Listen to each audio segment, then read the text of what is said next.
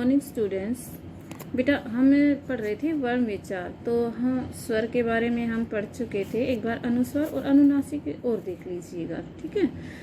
तो अनुस्वार क्या होते हैं? जिन स्वरों का उच्चारण करते समय आवाज या ध्वनि केवल नाक से निकले तो वे अनुस्वार होते हैं, कहलाते हैं। और जब जिन स्वरों का उच्चारण करते समय हवा या ध्वनि नाक और मुंह दोनों से निकले तो वे स्वर क्या कहलाते हैं? तो वे क्या कहलाते हैं? अनुनासिक।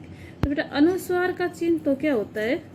ये देखिए, ओनली बिंदु होता है, ठीक है। और अनुनासिक का चिन्ह होता है चंद्र बिंदु। देखो ये चंद्र के जैसे निशान है और ये बिंदु चंद्र बिंदु, ठीक है। क्या कहते हैं? देखो, अनुस्वार व्यंजन ध्वनि है जिसका उच्चारण करते समय ध्वनि केवल नाक से निकलती है, जबकि अनुनासिक का उच्चारण सभी स्वरों के साथ होता है। इसका उच्चारण अनुस्वार की अपेक्षा हल्का होता है और इसका उच्चारण करते समय हवा नाक और मुंह दोनों से निकलती है। अनुस्वार व अनुनासिक का प्रयोग सावधानी पूर्वक करना चाहिए, क्योंकि इनके एक दूसरे के स्थान पर प्रयोग करने से इनका अर्थ अलग यानी कि बदल जाता है, ठीक है। जैसे हंस, ठीक है, तो इसमें ये अनुस्वार का प्रयोग हुआ है, ठीक है। जैसे कांच, सांच, पांच, इन सब में किसका प्रयोग होता है? अनुनासिक का।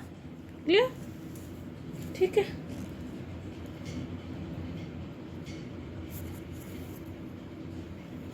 अब जैसे देखो हंस, यहाँ पर अनुस्वार का प्रयोग है ना।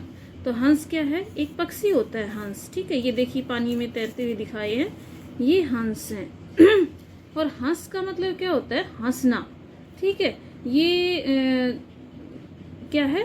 हंस, हंस, हंस मीन्स हंसना।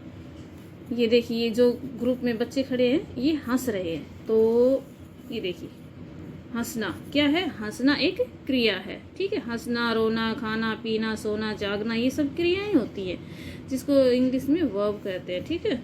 फिर विसर्ग, तो विसर्ग का चिन्ह कुछ इस तरह होता है और इसकी ध्वनि जो है वो कुछ है के समान होती है, ठीक है। और इनका प्रयोग केवल संस्कृत के मूल शब्दों में या तत्सम शब्द कह सकते हैं हम, तत्सम शब्दों में किया जाता है, जैसे अतः, अंततः, प्रातः, प्रायः, ठीक है। तो इन सब में किसका प्रयोग होता है? विसर्ग का प्रयोग होता है।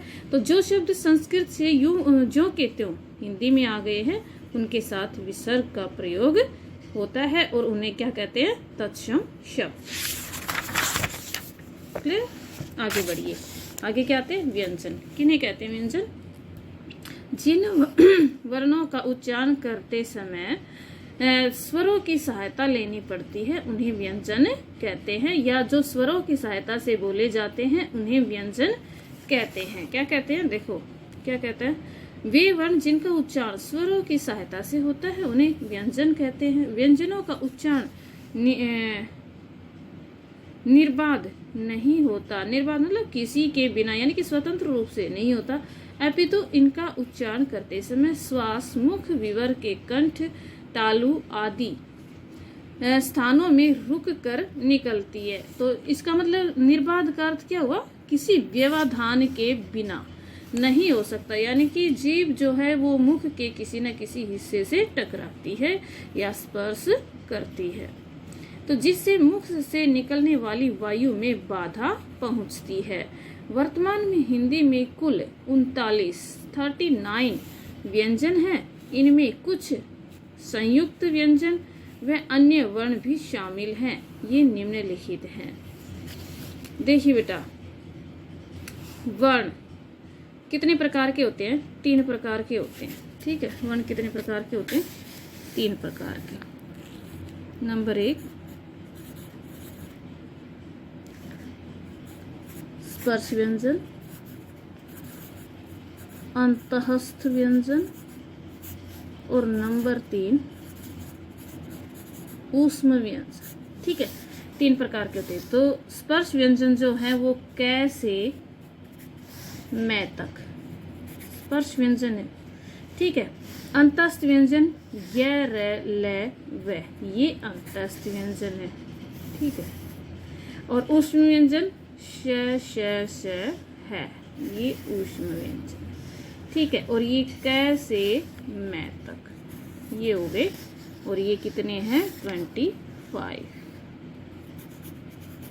ठीक है। ये 25 हैं। अंतस्थ व्यंजन 4 हैं, य र ल व।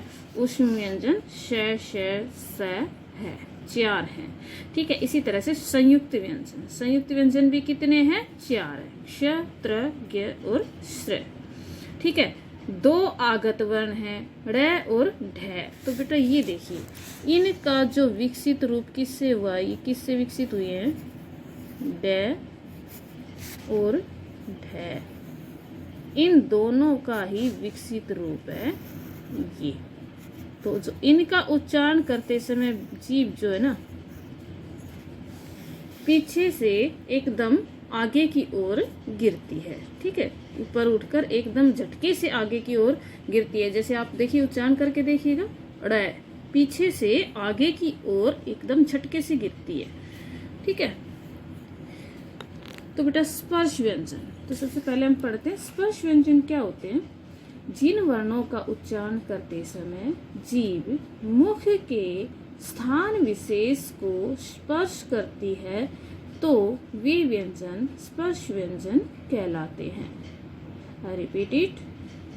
जिन वर्णों का उच्चारण करते समय जीभ मुख के स्थान विशेष को स्पर्श करती है तो वे व्यंजन स्पर्श व्यंजन कहलाते हैं, वे वर्ण स्पर्श व्यंजन कहलाते हैं। ये क से मैं तक 25 है। इनको हमने 25 वर्णों को हमने वर्गों में बांट लिया है। तो ये हमने बांटे 5 वर्गों में, ठीक है।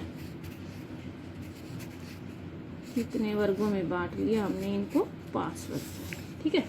क ख ग घ अंग, च छ ज झ ञ, ट ठ ड ठ न, त थ द ध न, प फ ब भ म।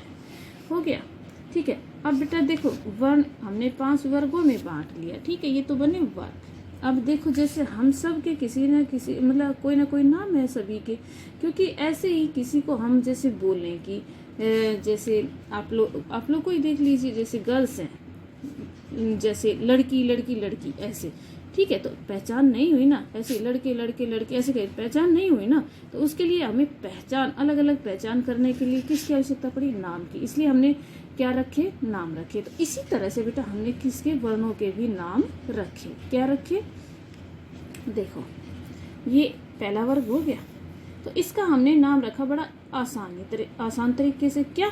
उस वर्ग के पहले वर्ण के नाम पर, देखो उस वर्ग के पहले वर्ण के नाम पर हमने उस वर्ग का नाम रख दिया। तो इस वर्ग का पहला वर्ण क्या है? क, और हमने क लिखा और फिर क्या लिख दिया? वर्ग, क वर्ग। तो इसी तरह से अगले वर्ग का पहला वर्ण क्या है? च, च वर्ग। और अगले का ट, ट वर्ग, त वर्ग और प वर्ग। तो इस तरह से हमने इनके नाम रख दिए, ठीक है। इजी ना। अंतस्थ व्यंजन, तो अंतस्थ व्यंजन कौन से व्यंजन होते हैं बेटा? जिन वर्णों का उच्चारण करते समय जीभ मुख के स्थान विशेष को स्पर्श नहीं करती, ये कंठ से बोले जाते हैं।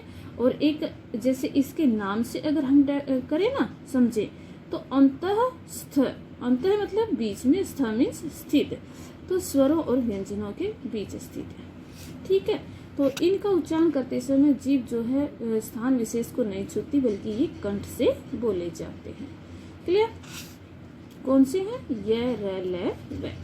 अगला है बेटा ऊष्म व्यंजन। ऊष्म व्यंजन कौन से होते हैं? जिन वर्णों का उच्चारण करते समय मुख में ऊष्मा, ऊष्म से क्या बना? ऊष्मा, ऊष्मा मीन्स क्या होता है? गर्मी, ठीक है। ऊष्मा उत्पन्न होती है। ऊष्मा मीन्स क्या होती है? गर्मी। क्या कहलाते हैं? ऊष्म व्यंजन कहलाते हैं। ऊष्म व्यंजन कितने? श श श है, 4 है। संयुक्त व्यंजन, जो संयुक्त व्यंजन क्या होते हैं? जो अलग अलग वर्णों के योग से, जो भिन्न वर्णों के योग से बने हैं, उन्हें संयुक्त व्यंजन कहते हैं। जैसे देखिए ये क्ष है, ठीक है, कैसे बना है बेटा, क्ष किससे बना, क जमा श, ठीक है। क्ष त्र किससे बना है, त जमा र, और ज्ञ किससे बना, ज प्लस य। श्रेय किससे बना है, श प्लस र।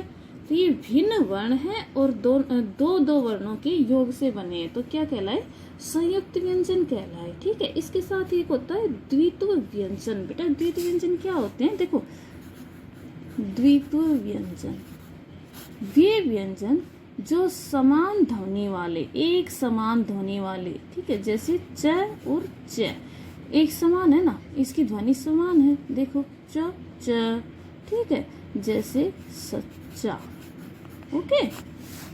तो समान ध्वनि वाले व्यंजन जब साथ में या मेल हो तो वे क्या कहलाते हैं, द्वित्व व्यंजन, ठीक है। अब है व्यंजनों का वर्गीकरण, ये बेटा हम कल के वीडियो में पढ़ेंगे, okay. Thank you, have a nice day.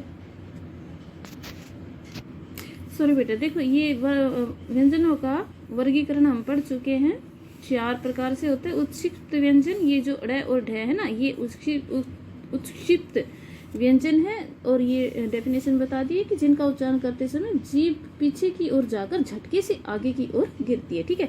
तो कल हम पढ़ेंगे प्राणत्व के आधार पर व्यंजनों के भेद, ठीक है, ये हम पढ़ेंगे कल। Thank you, okay, have a nice day.